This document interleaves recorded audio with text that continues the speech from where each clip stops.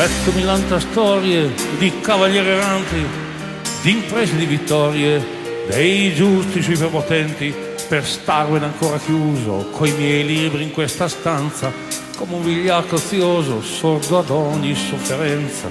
Al mondo di più di ieri domina l'ingiustizia, ma ad eroici cavalieri non abbiamo più notizia.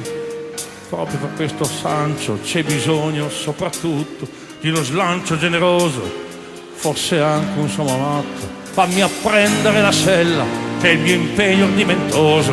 L'ho toccato alla più bella Dulcinea del Toboso, e a te Sancio io prometto che guadagnerai un castello, ma un rifiuto non l'accetto, forza sellami il cavallo.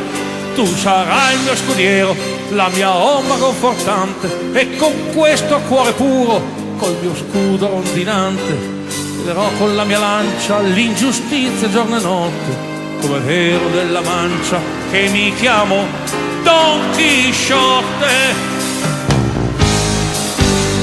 Questo folle non sta bene, ha bisogno di un dottore, contraddirlo non conviene, non è mai di buon umore, la più triste figura mai apparsa sulla terra, cavalier senza paura di una solitaria guerra, cominciata per amore di una donna conosciuta dentro una locanda ore dove fa la prostituta, ma credendo di aver visto una vera principessa che ha voluto a tutti i costi farle quella sua promessa.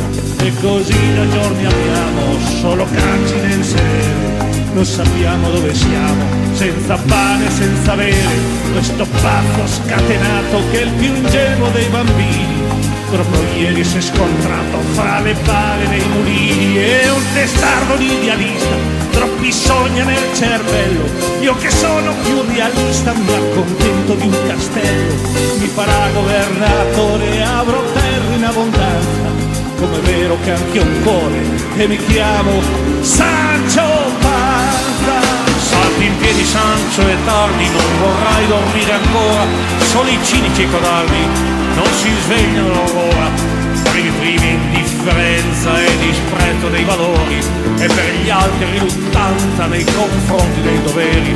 L'ingiustizia non è il solo male che divora il mondo, anche l'anima dell'uomo ha toccato spesso il fondo, ma dobbiamo far presto, anche più che il tempo passa, il nemico si va d'ombra e si ingarbuglia la matassa. A proposito di questo, farsi d'ombra delle cose, l'altro giorno quando ha visto quelle pecore indifese, le attaccate come fossero un esercito di mori, ma che alla fine ci mordessero tra i cani anche pastori, era chiaro come il giorno, non è vero mio signore, io sarò codardo e dormo ma non sono un traditore, credo solo in quel che vedo e la realtà per me rimane il solo metro che possiedo, come vero che ora ho fame. Santo, ascoltami ti prego, sono stato ancora realista, ma ormai oggi me ne frego, e anche se ho una buona vista, l'apparenza delle cose, come vedi, non mi inganna. Preferisco le sorprese di quest'anima tiranna, che trasforma coi suoi trucchi la realtà qui davanti, e ti apre nuovi occhi e ti accende i sentimenti. Prima d'oggi mi annoiavo e volevo anche morire, ma oggi sono un uomo nuovo che non teme di soffrire. Mio signore, io purtroppo sono un povero ignorante e del suo discorso astratto ci ho capito poco o niente, ma penso che il coraggio mi cancelli la perizia. Riusciremo noi da soli a riportare la giustizia in un mondo dove il male efficace ha vinto sempre, dove regna il capitale oggi più spietatamente. Riuscirà con questo brocco e questo inutile scudiero al piacere d'Andrescaco e salvare il mondo intero.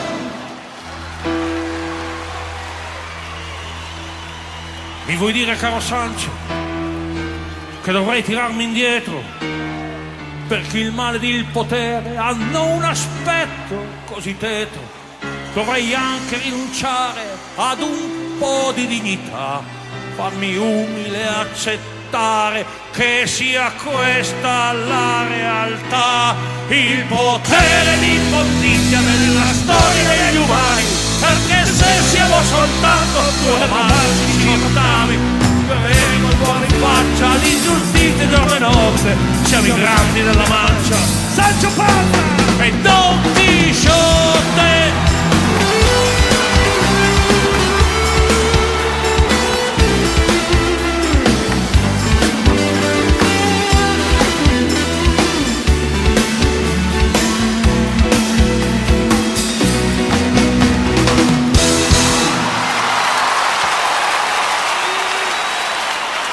Juan Carlos Sancho Biondini.